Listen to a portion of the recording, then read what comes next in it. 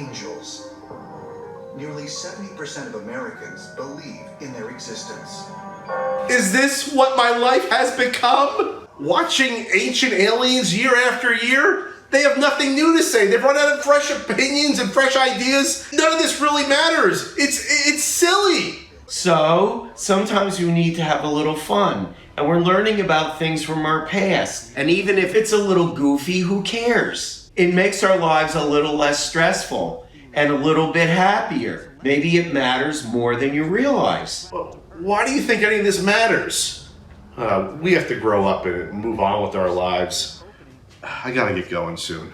Why? This is the episode that reveals that the Three Stooges were time-traveling aliens. I gotta go do another NES game review. Ooh. Well, if you don't like it, stop doing it. How about me, for example? I stopped wearing socks in 1986. That's a little random and strange. No, wait. I didn't stop wearing socks in 1986. I stopped wearing underwear in 1986. Ah, what the fuck?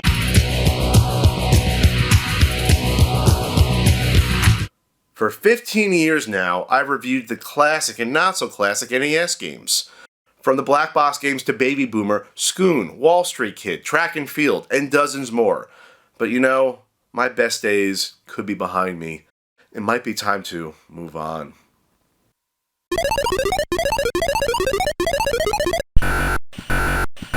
I don't know, guys. It just doesn't feel the same anymore. The world has changed. Since my fateful first review in 2008 of Baseball Stars, we've had so many opportunities to learn and experience classic games. There have been many retro game re-release collections, including Atari 50, Ninja Turtles Cowabunga Collection, and lots more. Several retro mini consoles like the NES and Super NES Classic Editions, and the crappy PlayStation one, modern retro consoles using FPGA technology, and subscription services like Nintendo Switch Online that are bringing classics to a whole new generation of gamers. Retro games are probably more mainstream now than ever before. There's even been a resurgence in new NES games being produced in the homebrew scene. The video game industry is the biggest entertainment sector in the world. Nintendo is getting into other forms of entertainment, like the billion-dollar grossing Super Mario Bros. Movie and the Super Nintendo World theme park at Universal Studios. Nintendo is quickly becoming the Disney of video games. Who knows what we'll see next? So do I really need to talk any more about old Nintendo games? Doesn't everyone know about them by now? Maybe I should remember why I started doing these videos in the first place, to look at classic games that we all love. But you know, why should I just be doing NES games? I could do other systems. I mean, I could do a Sega Genesis game right now. I've done them in the past. I am the ghost of Frank. Boo!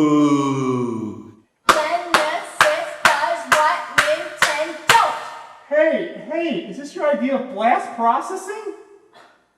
Alright, let's keep it simple and not go nuts. Let's look at 7 totally random NES games that most of us have likely forgotten.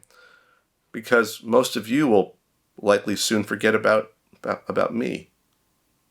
Ninja Crusaders is an action platformer developed by NMK and published by American Sammy in 1990. This generic experience has a player or two simultaneously fighting off an alien invasion. There are 4 weapons available via pickups: the default throwing star, a bow staff, the kusarigama or sickle chain, and a sword. Villains are generic, graphics are generic, as is the music. The only real noteworthy element is the ability to transform into an animal based on the weapon. With a bow staff, you can fly as a falcon to avoid enemies. With a sickle chain, you can become a scorpion that can somehow scoot underwater like a shark. The throwing star can have you become a high-jumping tiger with a fist attack. Paw attack. and with the sword you can become a fire-breathing dragon. The dragon is overpowering, and it can only be used for a limited time, and the sword does not appear often, so there goes that fun. Ninja Crusaders was released a year after Ninja Gaiden, but it feels like a game far older. There are cheap one-hit deaths that come out of nowhere, and you have to memorize where enemies are to have a chance. And the boss fights, well, they're janky and strange. There are continues, but you'll probably not want to use many for this short, mid experience. Cute kitty aside. Go get him, kitty! Yeah, that was ho-hum. Maybe I should have reviewed something more interesting, like Skull and Crossbones. Yeah, that's my Nintendo collection. I started in about, weigh anchor and hoist the mizzen!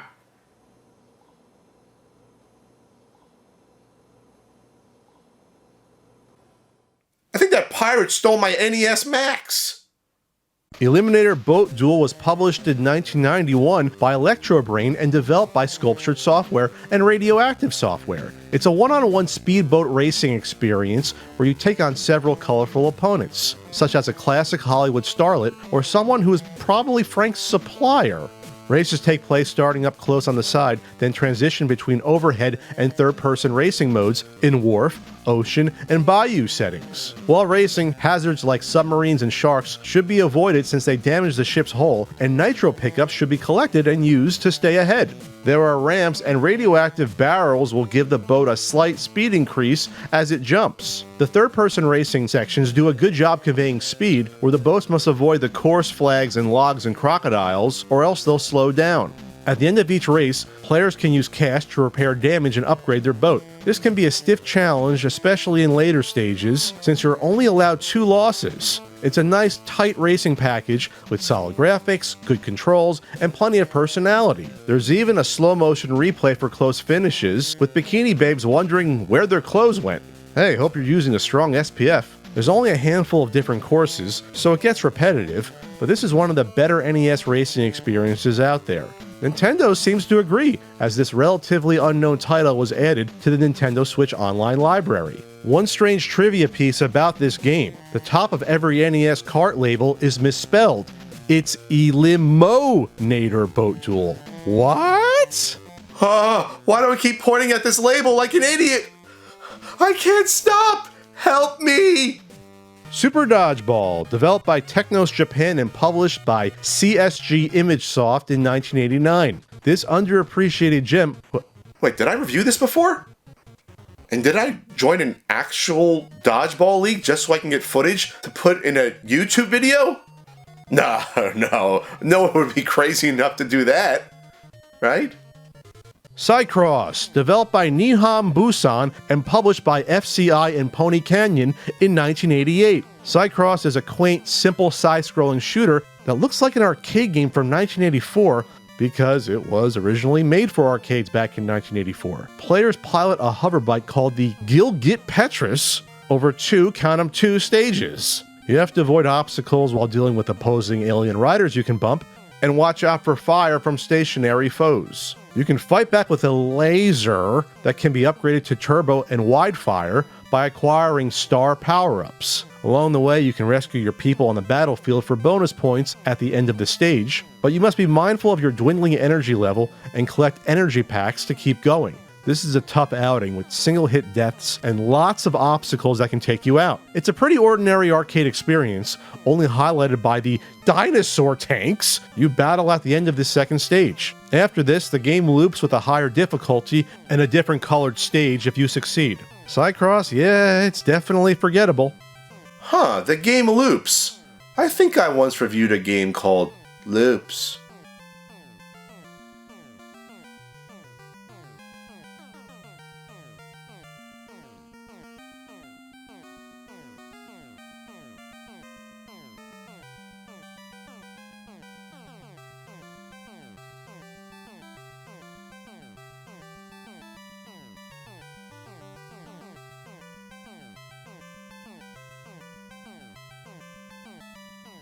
Oh no, not Platoon! This action title was developed originally for computers by Ocean Software and ported and published by Sunsoft in 1988. This unfortunate experience is based upon the 1986 Academy Award-winning anti-war film. Let me repeat, anti-war film. The first of the 4 stages has the player in a jungle maze trying to find explosives to blow a bridge while having to avoid tripwires and Viet Cong soldiers constantly attacking on the ground and popping out of the air. I've played rounds of Super Mario 35 with fewer enemies. Rest in peace, Super Mario 35. If you survive this and the booby traps, the second stage is a first-person tunnel crawler with VC troops attacking you out of nowhere. They're coming out of the water to knife me. This experience was horrifying to little Pat, who somehow rented this. The third stage is a bunker gallery shooting stage that is the easiest portion of the game, but the fourth and final stage is a disastrous series of run-and-gun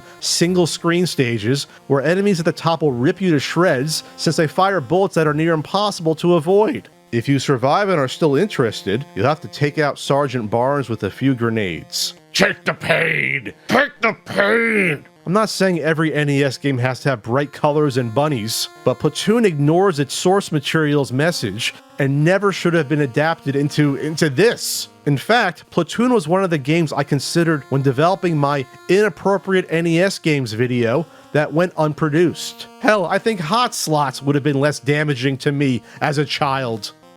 The Uncanny X-Men. Oh boy, this is one of the worst NES games, and I'm glad it's forgotten. You control 2 of 6 different mutant characters at a time, but it doesn't matter as... Wait, did I already review this game while dressed in Logan cosplay? While a hot storm terrified me?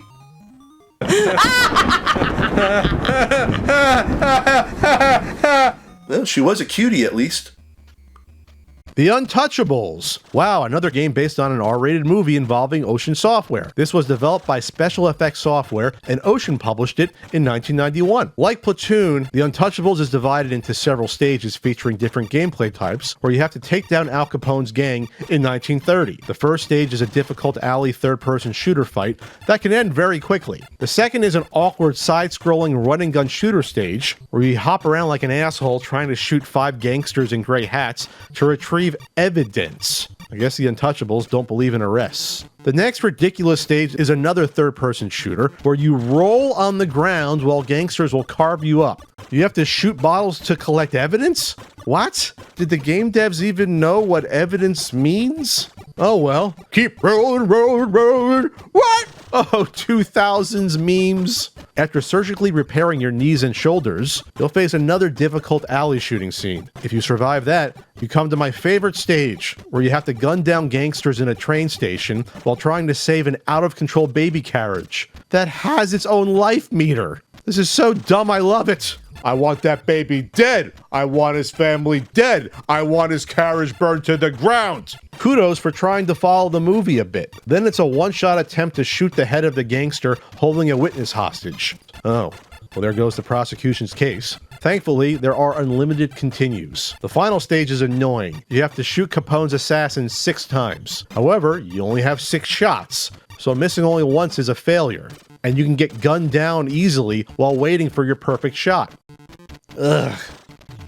Finally. Hey Capone, enjoy Alcatraz and syphilis. The Untouchables is an unfortunate example of an NES game that is short but elongated by over-the-top difficulty. I need a shot of illegal liquor to recover. Another piece of video game collecting trivia, there are 2 different cart labels for the Untouchables. The first is the more common movie poster version, then there's the less common generic blue label. Please pretend to care. North and South, developed by Infogrames and ported and published by Kemco in 1990. This Civil War strategy and action game is based upon a humorous Belgian comic book. The bloodiest US war? That's hysterical! Don't believe that this is comedic? Take a look at the menu screen, where you can, play with the photographer. Well, looks like he does squats at least. Gameplay takes place on a map of the eastern US, with the objective to wipe out all the enemy's forces. You can play as the North to preserve the Union, or the Confederacy to preserve slavery. States' rights. You can move your army units to and from different states and towns. Battles consist of cannon, cavalry, and infantry units, and switching between each unit one at a time to control them. It's a little nutty trying to manage it all, but it's fun, especially when you're down to only a few soldiers trying to survive. Yeah, get some, Johnny Reb! New units are gained by controlling the 5 towns along the train route. Attempting to take these towns, or defending them, results in a strange side-scrolling action sequence where you attempt to outrun the clock, facing one knife-throwing defender at a time, and dogs. It's fun trying to play defense in these scenarios. That's right, I'm cheesing you. How about the emancipation of my fist attack? Players can also attempt to rob the train to gain its gold and earn more military units. There's some fun to be had with this quirky game, but don't go in expecting a historical simulation. Most games will run under 15 minutes, so it's best played civilly against a friend. Yeah, it's a real shame we also didn't get a funny comic about the Spanish-American War. What were you thinking, Belgium? Stick to waffles! Kickle Cubicle, an action puzzle game developed and published by IREM in 1990. In Kickle Cubicle, you... Did I review Kickle Cubicle as well? And did some weirdo cut off a piece of my hair in that video? My hair? Try that again. And next time, it's a toenail. I want you to do what I want. Scream, shout, talk about poo. What? Talk about poo! I should really be keeping a list of all these. Princess Margot has been kidnapped by the Stone Wizard, and it's up to Kid Nikki and his radical spitting sword to rescue her.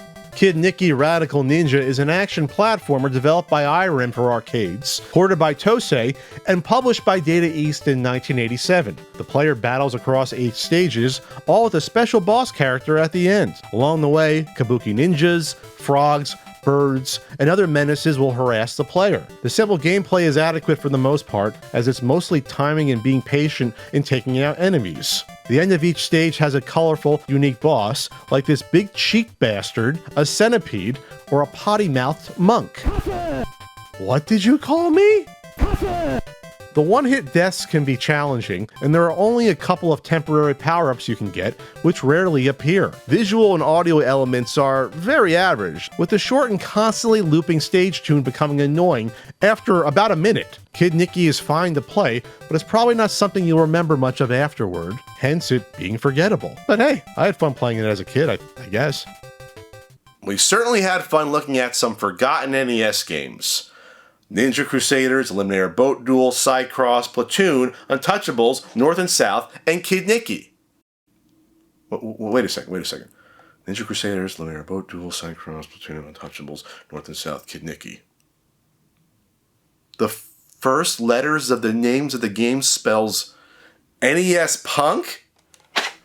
Well, what type of weak Usual Suspects twisty ending is this? Am I that obsessed with NES games I didn't realize that this was happening? Am I just a caricature? Is this what you all think of me? I'm just some dude that plays NES games and nothing else? I'm even wearing an NES shirt. I don't even remember putting this on.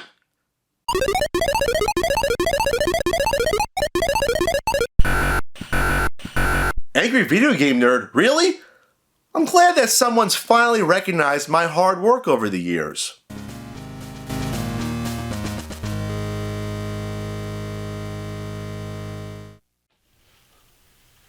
These games are dusty, old, obsolete.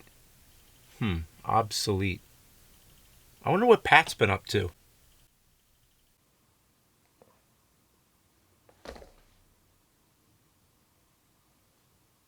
Dusty? Old? Obsolete? Is that what you all think about me? Have the past 15 years been for nothing? Reviewed over 100 NES games? For what? What was the point of all of this? Sometimes you need to have a little fun, and we're learning about things from our past. And even if it's a little goofy, who cares? It makes our lives a little less stressful and a little bit happier. Maybe it matters more than you realize.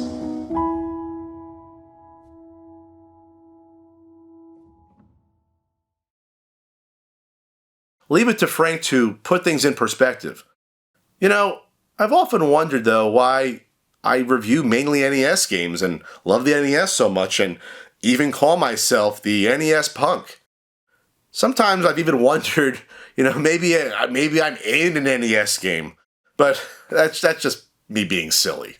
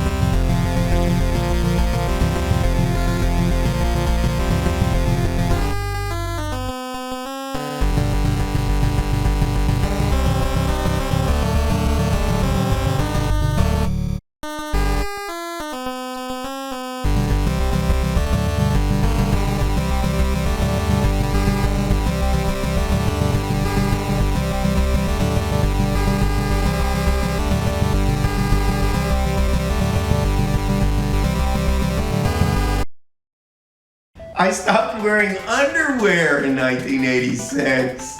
What the f? I stopped wearing underwear in 1986. What the f? I stopped wearing underwear in 1986. Oh, what the f? Clay ruined that shot. No, it didn't. It's real life. Hey Frank, we just finished filming for my 15th anniversary video. Thanks so much. Yeah, I was terrible, but you're gonna make it work because you're really good at it. And you're I was awful. Yeah, terrible. you're making meat sauce now for Well, us. okay, I was focused on that, but I wasn't good. I had a bad day there. Bad day. Thanks, Frank. I'm gonna put this on the gram. I think. You know what the gram is? No, what the exit line or the intro line? Instagram. No. Oh, Instagram. No, I don't know what Instagram is. I know it's bullshit. That's what I know. All right. Like, Thanks. Frank. okay, bye.